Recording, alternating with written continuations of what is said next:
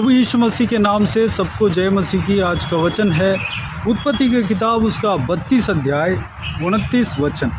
याकूब ने कहा, मैं विनती करता हूँ मुझे अपना नाम बता। उसने कहा, तू मेरा नाम क्यों पूछता है? तब उसने उसको वहीं आशीर्वाद दिया। मेरे प्रियो, हम बीते हुए 2 दिनों से याकूब के विषय में हम देखते हुए आ रहे हैं। याकूब अपने माता पिता के भाई किस तरह माना और कैसे अपने पिता से आशीष पाया, ये सारी बातें हमने देखा है। आज भी याकूब के विषय में हम देखने जा रहे हैं। याकूब जो है बहुत ही सीधा मनुष्य था। वह अपने घर में दूसरा बेटा था। अपने भाई को जो आशीष पहुंचना था वह आशीष जो है इनको मिल गया, याकूब को मिल गया। इसलिए उसका भाई जो उस घर का पहला पुत्र था वो जो है इसके ऊपर क्रोध करने लगा, याकूब को मार डालना चाहा। इस विषय को उनके माता पिता जानकर अपने दूसरे बेटा यानी कि याकूब को अपने मामा के घर पद्दन अराम में भेज दिया।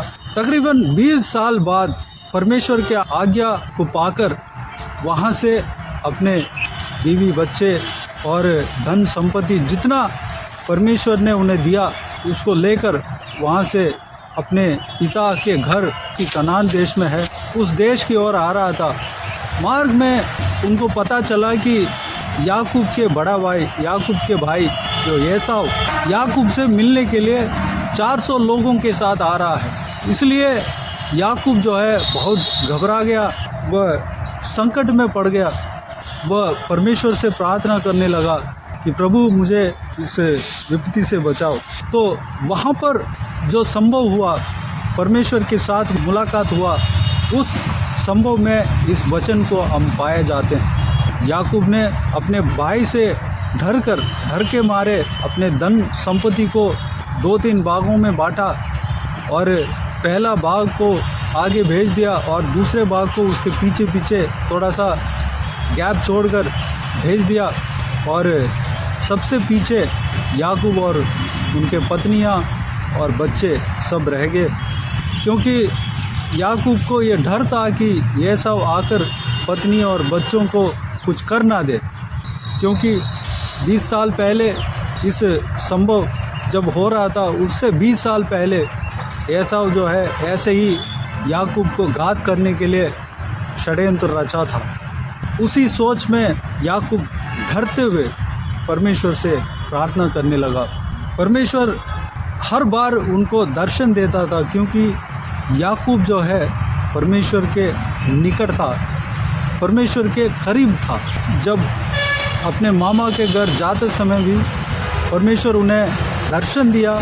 स्वर्गदूतों को धरती से आकाश तक जो सीढ़ियाँ बनी हुई थी उसमें चढ़ते और उतरते देखा, और उस सीढ़ियों के ऊपर परमेश्वर का सिंहासन को देखा, परमेश्वर को देखा।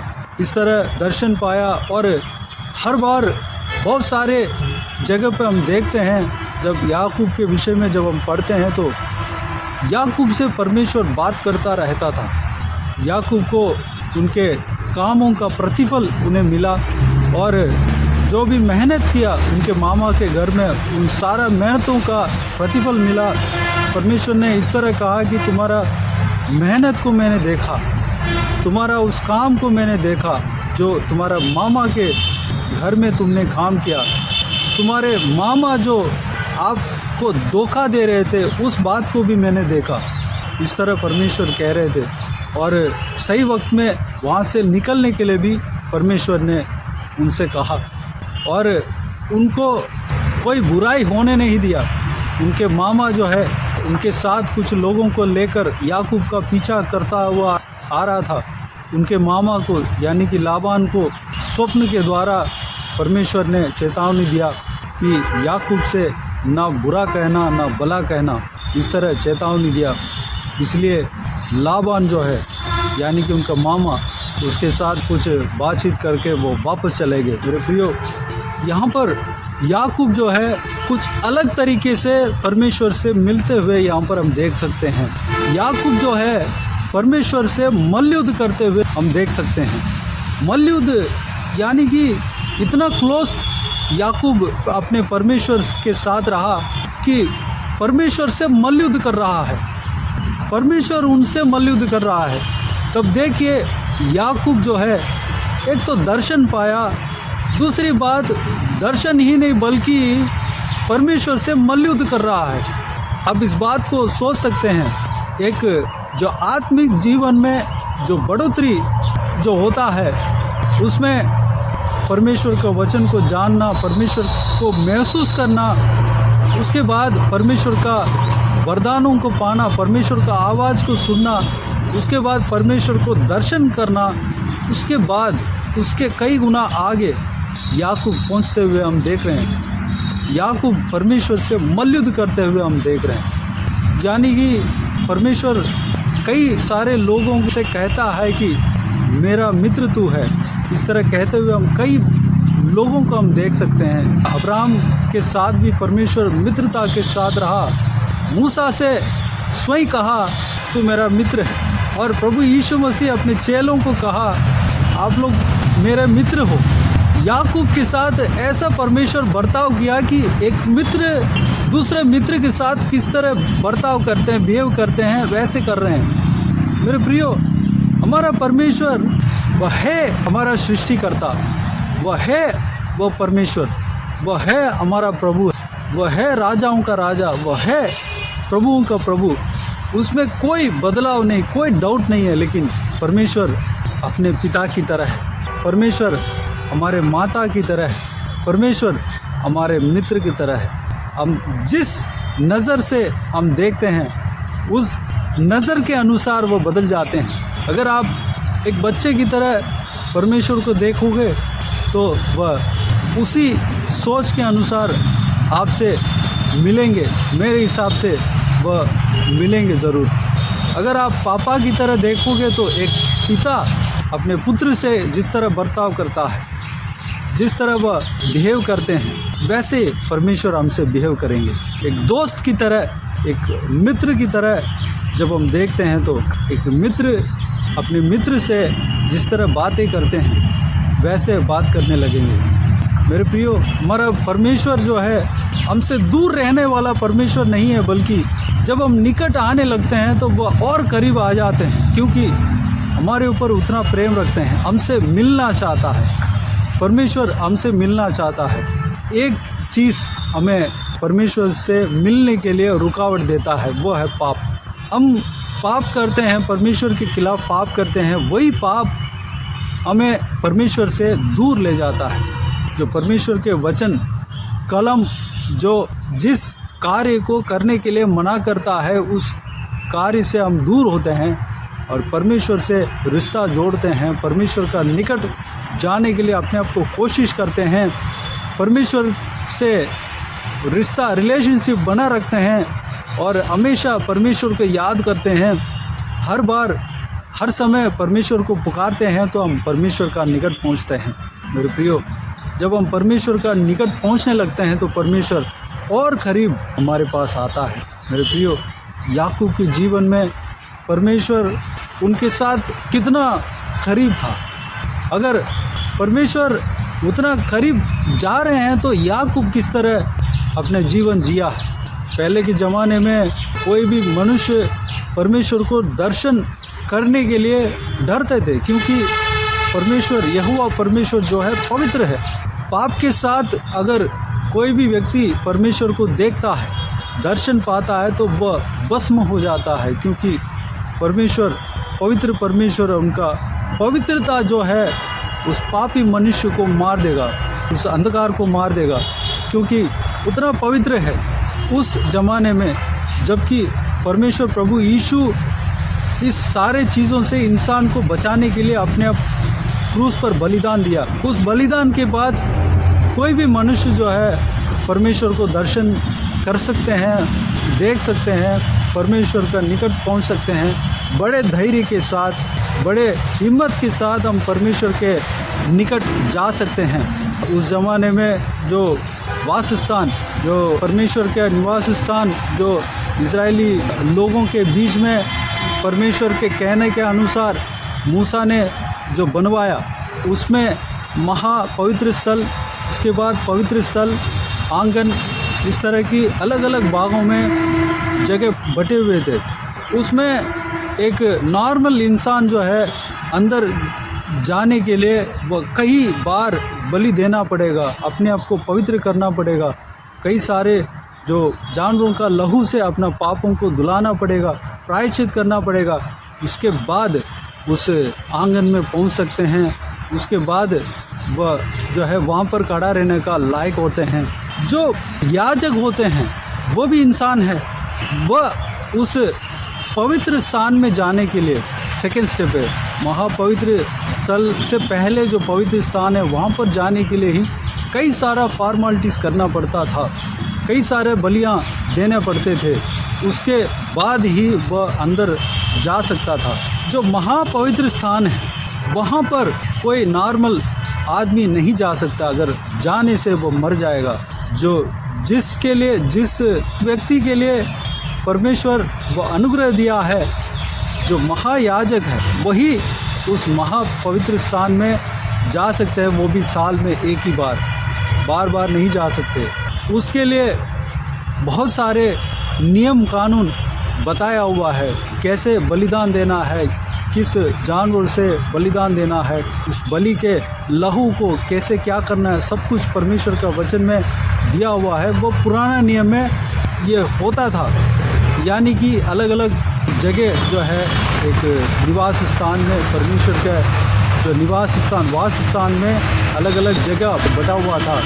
लेकिन नया नियम में वो सारा कुछ ख़त्म हो गया, क्योंकि हर कोई उसमें प्रवेश कर सकता है, प्रभु यीशु मसीह के द्वारा प्रवेश कर सकता है, क्योंकि वह सारे बलिदान जो है हो चुका है, प्रभु यीशु मसीह की ओर से हो चुका है। यानी कि हमें परमेश्वर याजक बनाने के लिए उस क्रूस पर जो 2000 साल पहले जो बलिदान दिया, उस बलिदान के द्वारा हमें उस अधिकार दिया, उस लहू के द्वारा हम जो है याजक बने हैं। हमें याजक बनाने के लिए परमेश्वर क्रूस पर चढ़ा, लहू बहाया, उस लहू के द्वारा हम पवित्र ठहरे हैं। जो कोई भी जन प्रभु यीशु मसीह के ऊपर विश्वास रखते हैं और उनसे माफ़ी मांगते हैं और अपने आप को पवित्र कर लेते हैं, वह जो है परमेश्वर प्रभु यीशु मसीह की ओर से पवित्र हो जाता है और उस पवित्रता के स्वाद यहोवा परमेश्वर को दर्शन पा सकता है, उन्हें कुछ नहीं होगा। लेकिन हम पुराना नियम में देखेंगे तो ऐसा उस समय प्रभु यीशु मसीह क्रूस पर नहीं चढ़ा था। ये सारा बलिदान जो प्रभु यीशु मसीह अपने आप को नहीं चढ़ा था और लहू नहीं बहाया था, उस समय बहुत ही कठिन था। परमेश्वर का दर्शन को पाना यानी कि अपने जान को दावे पर लगाना, बिल्कुल जीने मरने की बात है। उस समय ये सारे पवित्र लोग परमेश्वर को दर्शन पाए हैं, तब आप सोच सकते हैं कि उनके ऊपर परमेश्वर का अनुग्रह कितना होगा और वह लोग कितना पवित्र ज़िंदगी जिया है। मेरे प्रियो, पुराना नियम में परमेश्वर ने याकूब जैसे कई सारे पवित्र लोगों को दर्शन दिया है। नया नियम में और ज़्यादा दर्शन देने के लिए तैयार हैं। क्या हम तैयार हैं? क्या हम जो है इस संसार के पीछे चल रहे हैं? क्या हम परमेश्वर को भूलकर हम किसी भी वस्तु के पीछे लालच के साथ फिर रहे हैं? मेरे प्रियो, परमेश्वर जिस तरह याकूब के समय में दर्शन देना चाहा, याकूब के समय में इंसान को अपने मित्र बनाना चाहा, आज भी वही परमेश्वर है, आज भी वही चाहत उनके अंदर है। हमें यह काम करना है कि परमेश्वर का निकट जाना है। परमेश्वर हमारे लिए जो चाहता है उस काम को हमें करना है। जब हम करने लगेंगे तो परमेश्वर को हम भी देख पाएंगे। दर्शन ही नहीं बल्कि एक मित्र की तरह बर्ताव परमेश्वर हमसे करेंगे। मेरे प्रियो, हमें परमेश्वर का निकट जाने के लिए परमेश्वर जो चाहते हैं हमसे, जो वो चाहते हैं उस बात को करने के लिए परमेश्वर के हाथों में अपने आप को सौंपें, परमेश्वर के वचन के अनुसार चलें, परमेश्वर के आज्ञा के अनुसार चलें।